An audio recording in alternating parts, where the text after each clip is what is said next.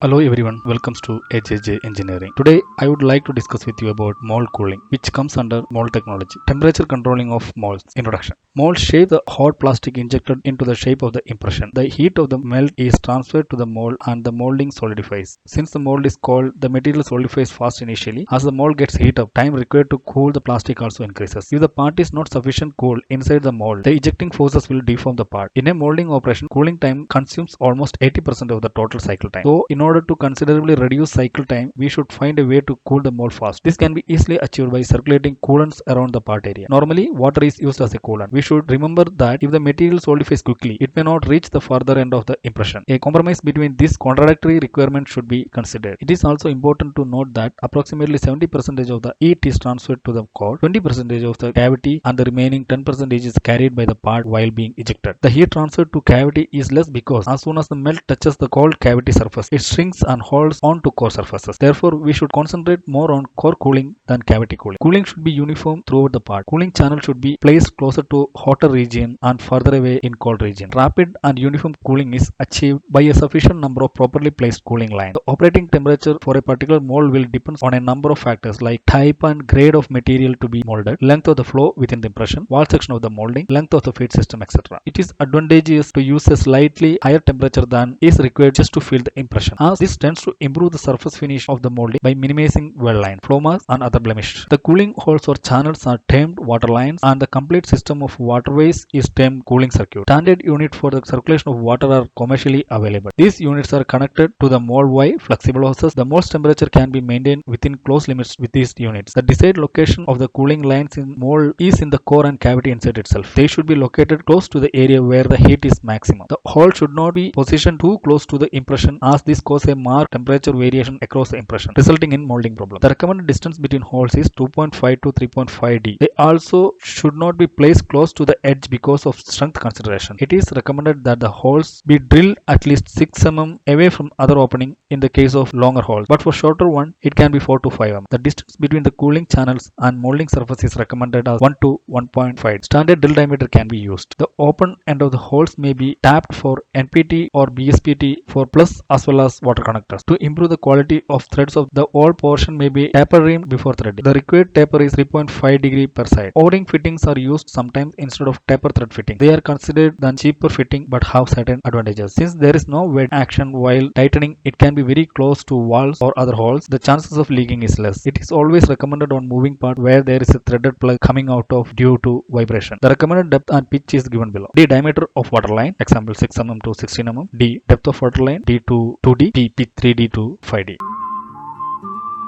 Core and cavity plate should at the same temperature. If there is a considerable difference in temperature, it may result difference in expansion of the plate, which will cause misalignment, difficulty in mold opening. The parting line matching also will get affected. Factors affecting the cooling of a mold. 1. Inlet outlet temperature difference should be maintained with 3 to 5 degree. Difference in temperature, coolant temperature versus plastic melt, flow of coolant from in to out, thermal conductivity of mold material, amount of heat to remove, total area of core and cavity, size and length of runner, arrangement and size of cooling circuit, diameter and number of inlet and outlet, types of runner system, hot or cold, quality of coolant. Layout and sizing of cooling channels in mold plates. Sometimes, in addition to direct cooling of core and cavity insides, the mold plate also cooled. The need for separate cooling for mold plate cooling are when the channel is passing through the plate to the core or cavity inside. When the core or cavity inside is cooled only by cooling the mold plate. When slender core pins cooled by coming in contact with the cooling channels in the plate. When simplicity of layout is required. When symmetry and number of circuits is required for even cooling. Cooling integer type mold plates. The temperature of a mold plate of the integer type is controlled by a circulating water through holes drilled in the plate. The holes are normally interconnected to form a circuit. The circuit may be at one or more levels. The number of levels depends on the thickness of the mold plate. Through hole circuit connect outside. In this picture, we can see that the drilled flowway of holes and which is locked by a plate and a gasket. Cooling integer type of mold plate. Here the inlet from one side and goes to outlet, and between connecting this inlet and outlet one more hole drill and which is plugged properly. And the second picture, the connection is made totally out of the mold. Rectangular circuit. Rectangular wave circuit. Here you can see the water is getting in over here and which passes, takes a circuit shapes and comes out in a different area. And between the holes, a baffle is used to restrict the flow. Angle hole cooling circuits. In this, the inlet comes over here and which goes in an angle way to as much as closer to the molding area. Then comes down again which goes up, finally it goes out. Cooling integer type cavity plate. All the methods discussed for cooling integral plate are also applicable for cooling integral cavities. The easiest method is to drill two through holes, one on either side of the cavity, and to connect these at one end by means of a flexible hose. The external connections can be avoided by interconnecting the two holes by means of an internal drilling. This forms a U circuit and is usually for cooling long, narrow cavities. In case of large area, shallow cavity, the circuit can be positioned directly below the cavity. For deep cavities, the side walls also should be cooled. This forms a flow path of Z configuration. The mold plate is drilled, plugged, and baffled. A multi-level system also can be adopted. Cooling thick core plate. When the height is more, the single level circuit is not sufficient to permit the cooling to transfer heat away from the core surface fast enough. The different methods used are angled hole system. Waterways are drilled at an angle from the underside of the core plate so that they interconnect at a point close to the surface. Each hole is plugged and the inlet and outlet holes are drilled into the angled ways. Baffled-straight hole system. Relatively large diameter holes are bored at right angles to the rear face of the core plate, plugged and baffled. The boring are interconnected. Baffled drops typically designed whereby several holes are in series. Therefore, they are not recommended for small cores of large length. The pressure drop in such design result in low flow rates with large temperature rise in cooling circuit. Bubblers are the often preferred mold method for cooling small cores. Formula for equivalent hydrodiameter. The below formula can be used to find the diameter of cooling area, and the baffle all dimensions also given below.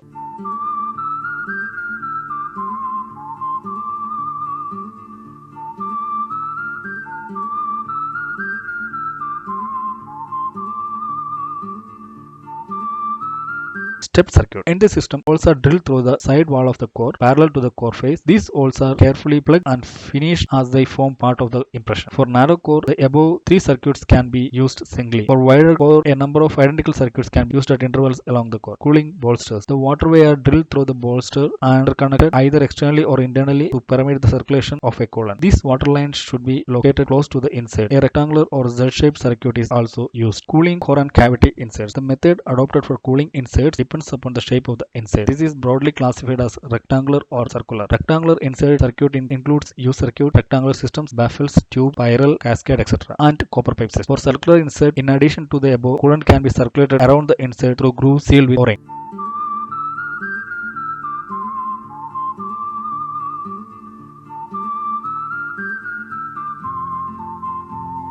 Cooling system. The important design of cooling systems are deep chamber system. In this system, a deep pocket is made below the cooling area. The insert fixed in a pocket and a O-ring is placed around the recess made for the water. A pipe is fixed at the center of the recess as shown. The water entering through the pipe hit the center of the recess and flushes out. The main problem with this system is the remarkable drop in flow rate.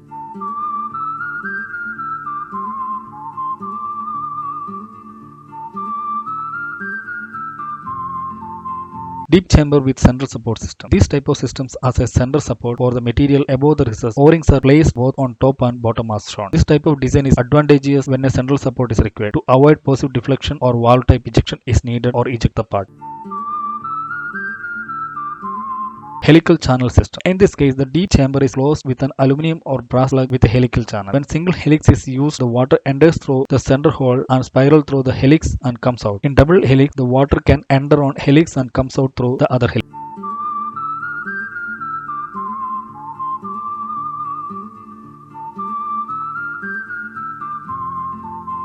Baffled hole system. In this system, a brass sheet enters the hole dividing the volume into two equal. The sheet is fixed to a tapered plug with marking on the reverse for positioning. Bubbler system. This design is same as the deep chamber system, but the pipe being small, it is more suitable for small inserts. The tube are either made of brass or copper.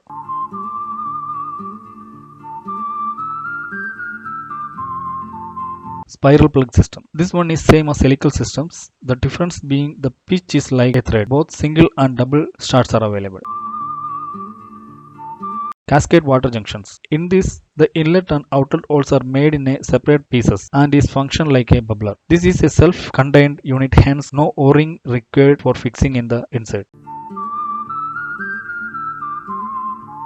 Heat transfer pins. This type of system is used when it is not possible to provide a liquid cooling media. It is a simple high contact metallic rod, one end inserted into the core inside and the other end touching water line. Sometimes the core itself made of high conductive materials like Amco alloy or beryllium copper. Longer core pins in sleeve ejection are cooled by supplying water through this base plate.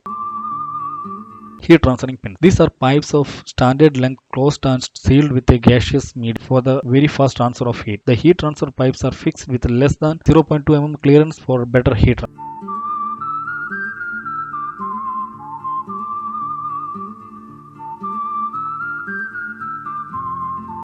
Method of cooling sub-inserts.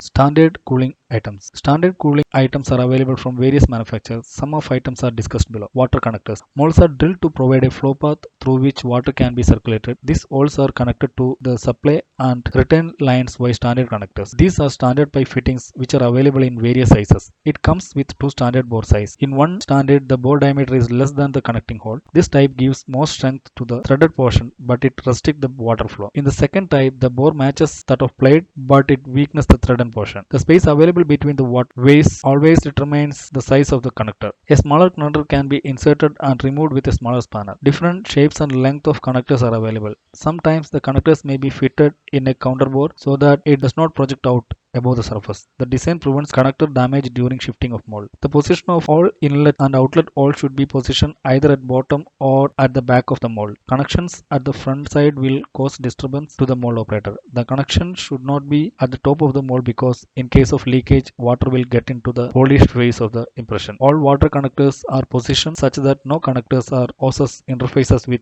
the clamping of the mold on the machine. Taper plug. Plugging the ends of certain hole is necessary to form continuous circuit. Commercially, plugs are used and these are available in the tapered BSPT or NPT range. The tapping size and length of the thread is same as that of indicated for adapters. Line plugs. Threaded less brass plugs are used mainly for diverting the water inside holes which are interconnected. It is an assembly of serrated main body, a bush for compressing the O-ring and a screw assemble these items.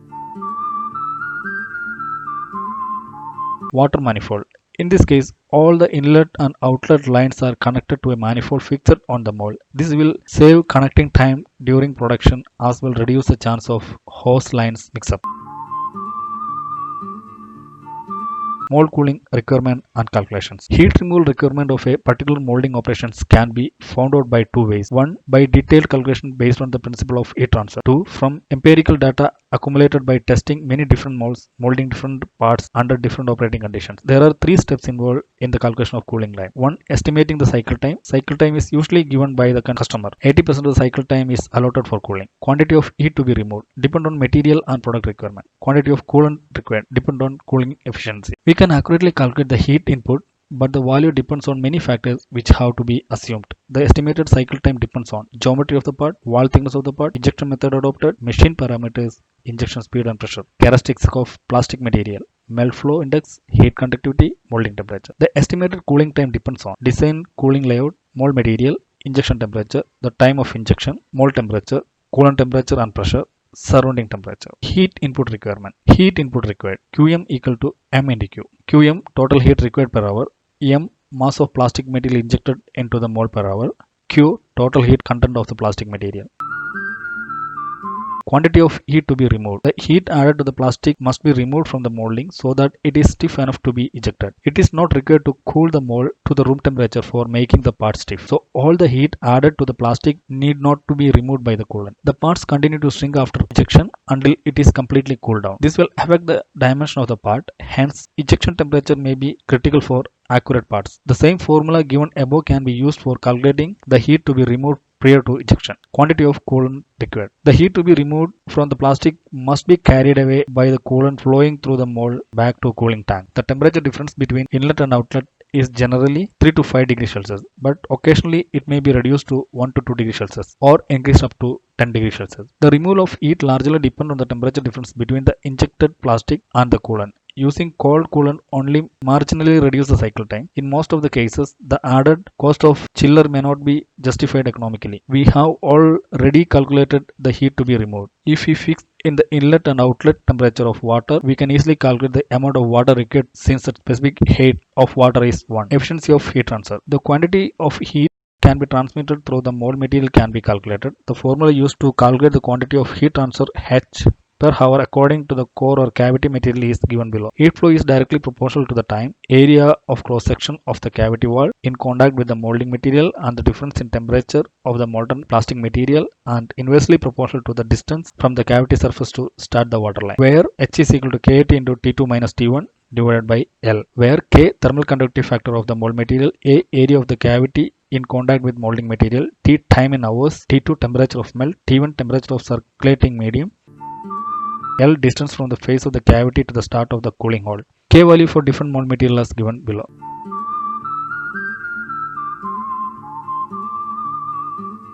An alternative method for estimating the quantity of heat removed from the mold per hour, Qm is equal to M into specific heat into temperature of material minus temperature of mold into L, where Cp specific heat capacity of plastic material, L latent heat of fusion of plastic material. Typical plastic material melting and mold temperatures are given below.